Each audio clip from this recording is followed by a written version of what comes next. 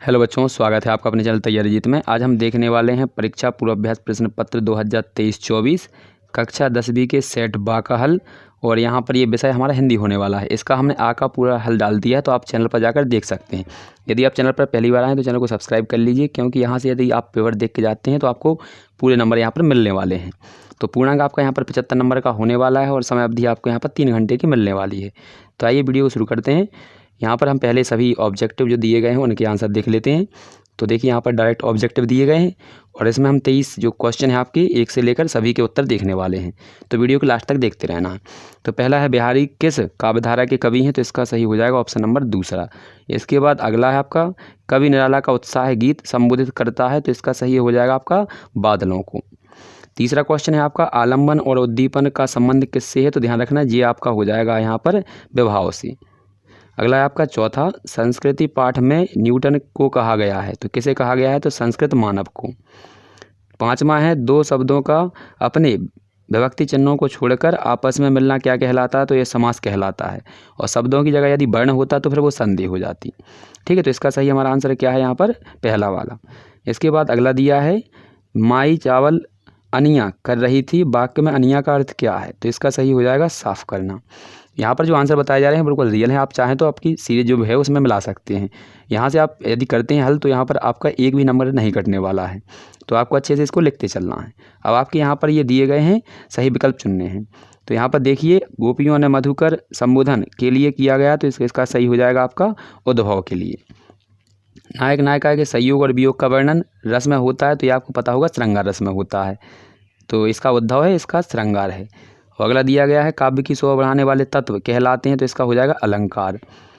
गुरु नानक की थाली के थोड़े से छिटक कर बाहर गिर गए थे, तो इसका हो जाएगा चावल।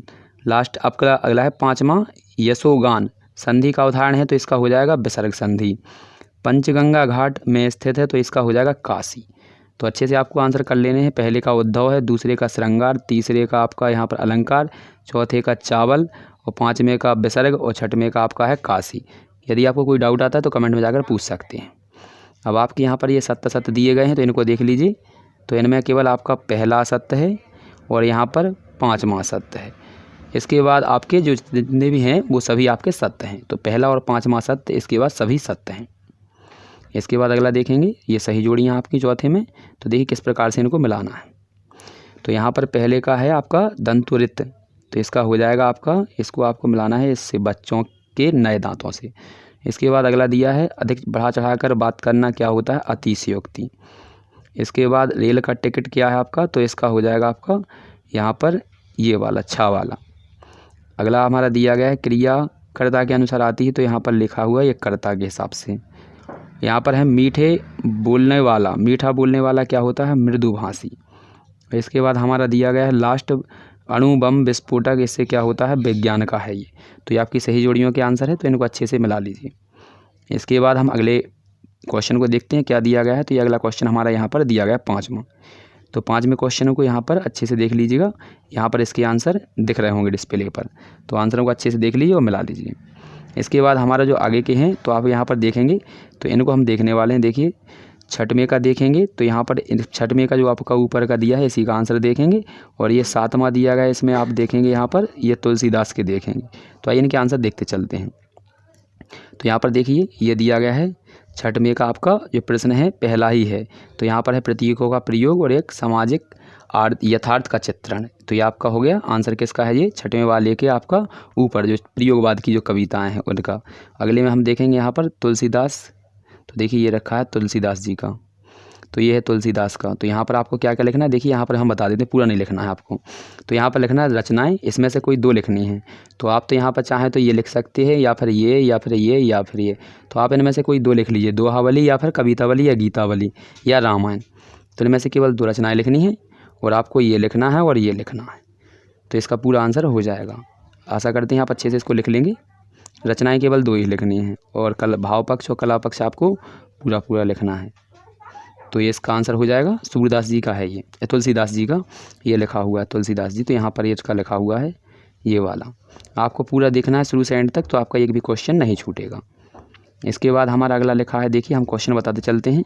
ये 8वां है, परशुराम ने सहस्त्रबाहु का वध क्यों किया था, इसका हम देखेंगे ये वाला, अथवा मुरझा कर गिर गई पत्तियाँ। इसके बाद इसका देखेंगे 9वें वाले का आपका, तो ये संगीतकार, ठीक है। इसके बाद हम देखेंगे 10वें वाले का, तो यहाँ पर खंड काव्य की 2 विशेषताएं। तो आइए इनका आंसर देख लेते हैं हम। तो यहाँ पर देखिए ये है, मुरझा कर गिर गई पत्तियाँ किसका प्रतीक है, तो यहाँ पर लिखा हुआ है मुरझा कर गिरने वाली पत्तियाँ मानव जीवन में आए दुख और निराशाओं का प्रतीक है। इसके माध्यम से कई, यहाँ कई नहीं है, यहाँ पर कवि लिखना है। इस प्रकार से का और वा पर छोटी मात्रा।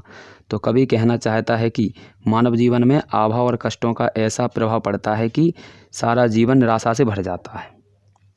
इसके बाद ये हमारा 9वें का अथवा है, तो इसको भी देख लेते हैं। तो ये पहला है, दूसरा आपके दोनों पॉइंट लिखने हैं आपको, तो अच्छे से इसको लिख लीजिएगा। इसके बाद हम 10वां प्रश्न देखते हैं। तो ये रहा 10वां प्रश्न, खंड काव्य की विशेषताएं।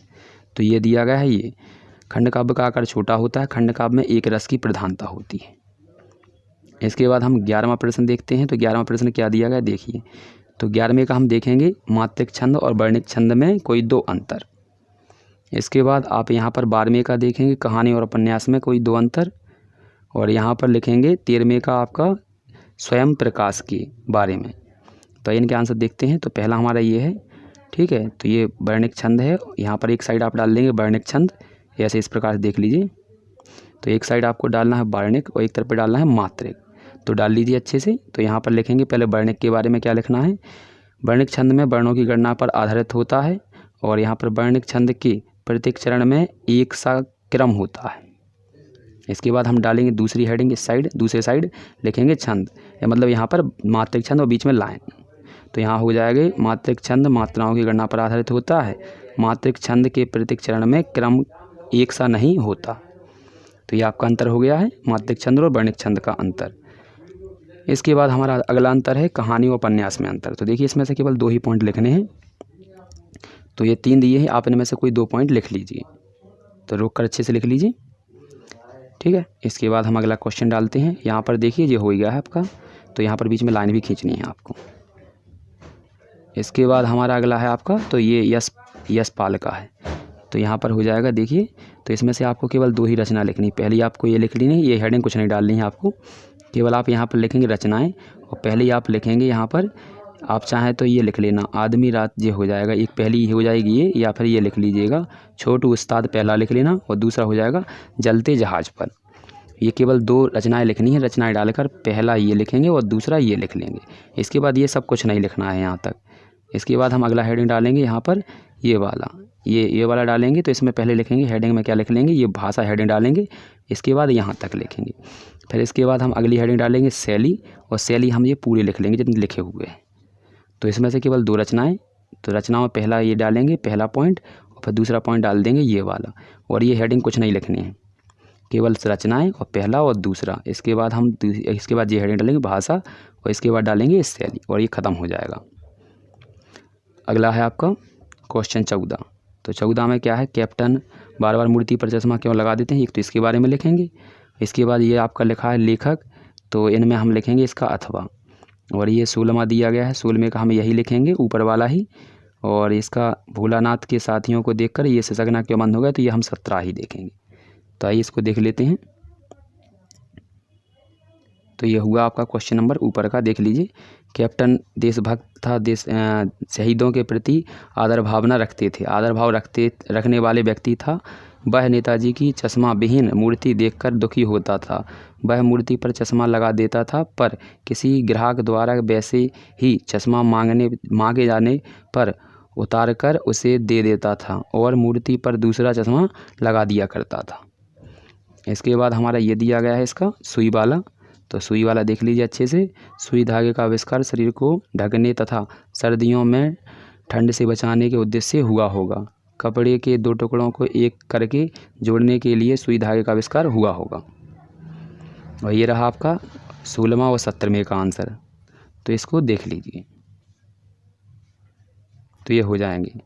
ये भोलानाथ वाला है, तो इसको देख लीजिए। और ये आपका 16वां ही प्रश्न है। तो ये देखिए, ये भोलानाथ का हम देख लेते हैं 17वां क्वेश्चन, ठीक है। तो 17वें क्वेश्चन का यहाँ पर आंसर है, लेकिन ये अथवा का है या ऊपर वाला है। तो ये आप देखते हैं यहाँ पर 17वां ही क्वेश्चन है भोलानाथ वाला। तो ये 17वें क्वेश्चन का आंसर लिख लीजिएगा आप, ये रहा। तो लिख लीजिएगा, भोलानाथ को अपने साथियों के साथ खेलने में गहरा आनंद मिलता था। यहाँ पर वह साथियों को की शरारत तथा मस्ती देखकर बहुत सब कुछ भूल जाता था। इसी उसे मग्न अवस्था में वह सिसकना भी भूल जाता है। अगला क्वेश्चन है आपका यहाँ पर ये 18वां, तो इसका आंसर यहाँ पर नहीं दिया गया बच्चों। और ये 19वां क्वेश्चन है, तो इसका भी आंसर यहाँ पर नहीं दिया गया है। तो यहाँ पर इसका आंसर मिलने वाला है आपका 20 का। ठीक है, तो इसको देख लीजिए। तो ये रहा, देखिए 20वें का आंसर तो ये है, तो इसको कर लीजिएगा। कुछ लोग समय से ज़्यादा अपने धन को महत्व देते हैं, लेकिन समय को बलवान समझना चाहिए। समय किसी के लिए नहीं रुकता, यह निरंतर चलता रहता है। यह समय ही है जो हमें धन, समृद्धि और खुशी प्रदान करता है। हालांकि इस संसार में कुछ भी समय को नहीं दिया जा सकता या नहीं दे सकता। इसके बाद हमारा ये 20 के बाद हमारा आ जाएगा यहाँ पर। ठीक है, ये इसका हम लिखेंगे, ये 19 का लिखेंगे हम यहाँ पर, 21 का, 20 के बाद ये लिखेंगे इसका अथवा, 21 का अथवा का लिखने वाले हैं। तो ये लिख लीजिएगा, ये आंसर है इसके। ठीक है, यहाँ पर इसके आंसर होने वाले हैं आपके। पहले हम ये दिखा देते हैं आपको। तो देखिए ये लिखा हुआ है, ये इसका लिखेंगे गंदगी वाले का। तो ये 22वां क्वेश्चन ही लिखने वाले हैं और इसमें निबंध लिखने वाले हैं। तो निबंध भी देख लीजिएगा, ये पर्यावरण प्रदूषण पर निबंध है। तो पहले एप्लीकेशन दिखा देते हैं आपको, ये रही एप्लीकेशन। तो यहाँ से ऊपर लिख लीजिए, सेवा में श्रीमान जी आपका लिखा है, ये आप लिख लेते हैं। तो अच्छे से इसको लिख लीजिएगा, हम जूम करके दिखा देते हैं। ये लिखा हुआ है। ठीक है, तो पढ़ के भी सुना देते हैं, आप अच्छे से पढ़ लीजिएगा, ऊपर से लिख लीजिएगा। देखिए यहाँ पर क्या लिखा हुआ है, सभी ने विनम्र निवेदन है कि यहाँ पर दौलतगंज जो आपका यहाँ पर लिखेंगे संगमोचन की नालियों में नियमानुसार सफाई की उचित व्यवस्था न होने के कारण मच्छरों एवं मक्खियों का प्रकोप है। फलस्वरूप कॉलोनी के लोगों में बीमारी फैलने का भय है। अतः आपसे निवेदन है या प्रार्थना है कि नालियों की सफाई की उचित व्यवस्था कराने एवं कीटनाशक दवाई के छिड़काव करने की शीघ्र व्यवस्था करने की कृपा करें। ये आपका हो जाएगा। तो ये कंप्लीट है आपका। इसके बाद हमारा ये निबंध है, तो निबंध देख लीजिए, यहाँ पर निबंध आप अच्छे से लिख लीजिएगा। ठीक है, तो ये प्रदूषण का निबंध है, तो आपको इसको अच्छे से लिख लेना है। तो मिलते हैं अगले वीडियो में।